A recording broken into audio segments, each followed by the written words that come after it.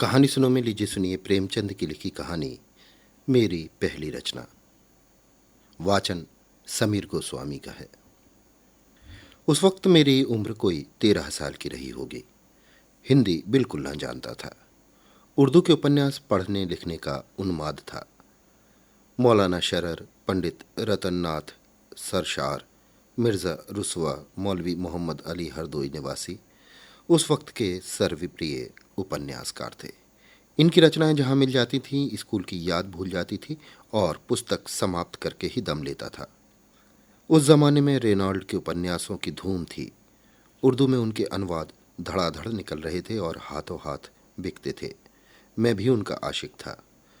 स्वर्गीय हजरत रियाज ने, जो उर्दू के प्रसिद्ध कवि थे और जिनका हाल देहांत में हुआ था, रेनॉल्ड की एक रचना का अनुवाद हरम सरा के नाम से किया था। उसी जमाने में लखनऊ के साप्ताहिक अवध पंच के संपादक स्वर्गीय मौलाना सज्जाद हुसैन ने, जो हास्य रस के अमर कलाकार हैं, रेनॉल्ड के दूसरे उपन्यास धोखा या तिलस्मी फानूस के नाम से किया था। ये सारी पुस्तकें मैंने उसी जमाने में पढ़ी और पंडित रतननाथ सरशार से तो मुझे तृप्ति ही न होती थी। उनकी सारी रचनाएं मैंने पढ़ डाली। उन दिनों मेरे पिता गोरखपुर में रहते थे और मैं भी गोरखपुर ही के मिशन स्कूल में 8वीं में पढ़ता था, जो तीसरा दर्जा कहलाता था। रेती पर एक और बुक सेलर बुद्धिलाल नाम से रहता था। मैं उसकी दुकान पर जा बैठता था और उसके स्टॉक से उपन्यास ले लेकर पढ़ता था। मगर दुकान पर सारे दिन तो बैठ न सकता था, इसलिए मैं उसकी दुकान से अंग्रेजी पुस्तकों की कुंजियां और नोट्स लेकर अपने स्कूल के लड़कों के हाथों बेचा करता था और इसके मुआवजे में दुकान से उपन्यास घर लाकर पढ़ता था। 2-3 वर्षों में मैंने सैकड़ों ही उपन्यास पढ़ डाले होंगे। जब उपन्यासों का स्टॉक समाप्त हो गया तो मैंने नवल किशोर प्रेस से निकले हुए पुराणों के उर्दू अनुवाद भी पढ़े और तिलस्मी होशरुबा के कई भाग भी पढ़े। इस वृहत तिलस्मी ग्रंथ के 17 भाग उस वक्त निकल चुके थे और एक एक भाग बड़े सुपर रॉयल के आकार के 2-2 हजार पृष्ठों से कम न होगा। और इन 17 भागों के उपरांत उसी पुस्तक के अलग अलग प्रसंगों पर 25 भाग छप चुके थे। इनमें से भी मैंने पढ़े। जिसने इतने ग्रंथ की रचना की, उसकी कल्पनाशीलता कितनी प्रबल होगी, इसका केवल अनुमान किया जा सकता है। कहते हैं ये कथाएं मौलाना फैजी ने अकबर के विनोदार्थ फारसी में लिखी थी। इनमें कितना सत्य है कह नहीं सकता, लेकिन इतनी वृहद कथा शायद ही संसार की किसी भाषा में हो। पूरी इंसाइक्लोपीडिया समझ लीजिए। एक आदमी अपने 60 वर्ष के जीवन में उनकी नकल भी करना चाहे तो नहीं कर सकता। रचना तो दूसरी बात है। उसी जमाने में मेरे एक नाते के मामू कभी कभी हमारे यहाँ आया करते थे। अधेड़ हो गए थे, लेकिन अभी तक बिन ब्याहे थे। पास में थोड़ी सी जमीन थी, मकान था, लेकिन घरनी के बिना सब कुछ था, इसलिए घर पर जी नहीं लगता था। नातेदारियों में खूब घूमा करते थे और सबसे यही आशा रखते थे कि कोई उनका ब्याह करा दे। इसके लिए 100-200 खर्च करने को भी तैयार थे। क्यों उनका ब्याह नहीं हुआ, ये आश्चर्य था। अच्छे खासे हष्ट पुष्ट आदमी थे, बड़ी बड़ी मूछें, औसत कद, सांवला रंग। गांजा पीते थे, इससे आंखें लाल रहती थी। अपने ढंग के धर्मनिष्ठ भी थे। शिवजी को रोजाना जल चढ़ाते थे और मांस मछली नहीं खाते थे। आखिर एक बार उन्होंने भी वही किया जो बिन ब्याहे लोग अक्सर किया करते हैं। एक चमारिन के नयन बाणों से घायल हो गए। वो उनके यहाँ गोबर पाथने, बैलों को सानी पानी देने और इसी तरह के दूसरे फुटकर कामों के लिए नौकर थी। जवान थी, छबीली थी और अपने वर्ग की अन्य रमणियों की भांति प्रसन्न मुख और विनोदनी थी। एक समय सखी सुअरी सुंदरी वाली कहावत थी। मामू साहब का त्रसित हृदय मीठे जल की धारा देखते ही फिसल पड़ा। बातों बातों में उससे छेड़छाड़ करने लगे। वो इनके मन का भाव ताड़ गई। ऐसी अलहड़ न थी और नखरे करने लगी। केशों में तेल भी पड़ने लगा, चाहे सरसों का ही क्यों न हो। आंखों में काजल भी चमका, ओठों पर मिस्सी भी आई और काम में ढिलाई भी शुरू हुई। कभी दोपहर को आई और झलक दिखाकर चली गई, कभी सांझ को आई और एक तीर चलाकर चली गई। बैलों को सानी पानी मामू साहब खुद दे देते, गोबर दूसरे उठा ले जाते। युवती से बिगड़ती क्यों कर। वहां तो अब प्रेम उदय हो गया था। होली में उसे प्रथानुसार एक साड़ी दी, मगर अब की गजी की साड़ी न थी। खूबसूरत सी 225 रुपये की चुंदरी थी। होली की त्योहारी भी मामूल से चौगनी दी और ये सिलसिला यहाँ तक बढ़ा कि वो चमारिन ही घर की मालकिन हो गई। एक दिन संध्या समय चमारों ने आपस में पंचायती की। बड़े आदमी हैं तो क्या हुआ करे, किसी की इज्जत लेंगे। एक इन लाला के बाप थे कि कभी किसी मेहरिया की ओर आंख उठाकर न देखा।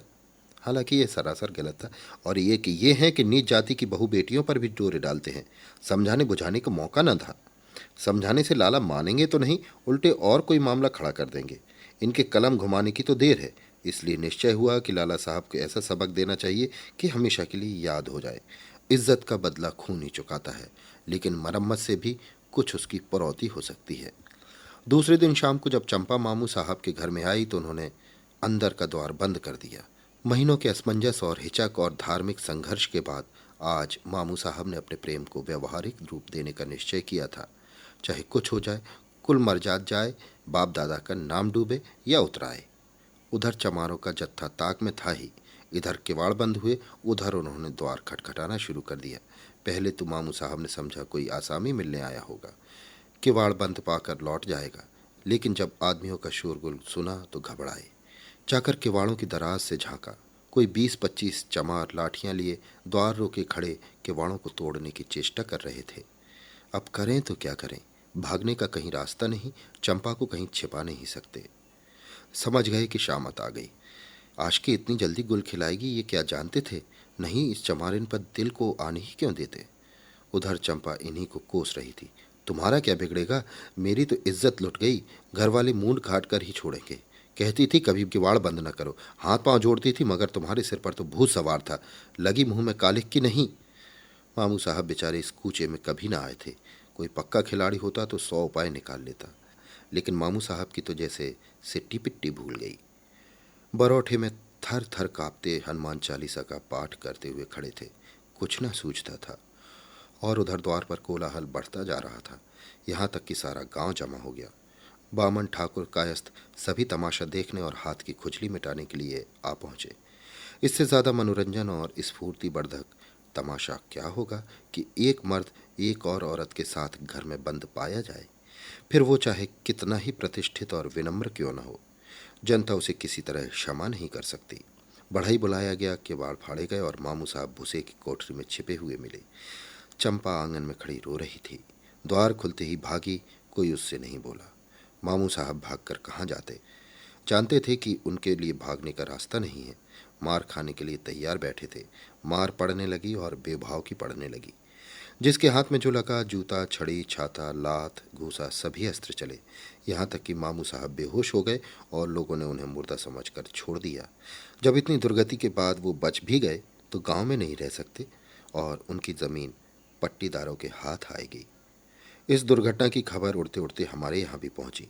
मैंने भी उसका खूब आनंद उठाया। पिटते समय उनकी रूपरेखा कैसी रही होगी, इसकी कल्पना करके मुझे खूब हंसी आई। 1 महीने तक तो वो हल्दी और गुड़ पीते रहे। ज्यों ही चलने फिरने लायक हुए हमारे यहाँ आए। यहाँ अपने गांव वालों पर डाके का इस्तगासा दायर करना चाहते थे। अगर उन्होंने कुछ दीनता दिखाई होती तो शायद मुझे हमदर्दी हो जाती। लेकिन उनका वही दमखम था। मुझे खेलने या उपन्यास पढ़ते देखकर बिगड़ना और रौब जमाना और पिताजी से शिकायत करने की धमकी देना, ये अब मैं क्यों सहने लगा था। अब तो मेरे पास उन्हें नीचा दिखाने के लिए काफ़ी मसाला था। आखिर एक दिन मैंने ये सारी दुर्घटना एक नाटक के रूप में लिख डाली और अपने मित्रों को सुनाई। सबके सब खूब हंसे। मेरा साहस बढ़ा। मैंने उसे साफ साफ लिखकर वो कॉपी मामू साहब के सिरहाने रख दी और स्कूल चला गया। दिल में कुछ डरता भी था और कुछ खुश भी था और कुछ घबराया हुआ भी। सबसे बड़ा कौतूहल ये था कि ड्रामा पढ़कर मामू साहब क्या कहते हैं। स्कूल में जीना लगता था, दिल उधर ही टंगा हुआ था। छुट्टी होते ही घर चला गया, मगर द्वार के समीप आकर पांव रुक गए। भय हुआ कहीं मामू साहब मुझे मार न बैठें। लेकिन इतना जानता था कि एक आध थप्पड़ से ज़्यादा मुझे मार न सकेंगे, क्योंकि मैं मार खाने वाले लड़कों में न था। मगर ये मामला क्या है, मामू साहब चारपाई पर नहीं हैं जहाँ वो नित्य लेटे हुए मिलते थे। क्या घर चले गए। आकर कमरा देखा, वहाँ भी सन्नाटा। मामू साहब के जूते, कपड़े, गठरी सब लापता। अंदर जाकर पूछा, मालूम हुआ मामू साहब किसी ज़रूरी काम से घर चले गए, भोजन तक नहीं किया। मैंने बाहर आकर सारा कमरा छान मारा, मगर मेरा ड्रामा, मेरी वो पहली रचना कहीं न मिली। मालूम नहीं मामू साहब ने उसे चिराग अली को सुपुर्द कर दिया या अपने साथ स्वर्ग ले गए।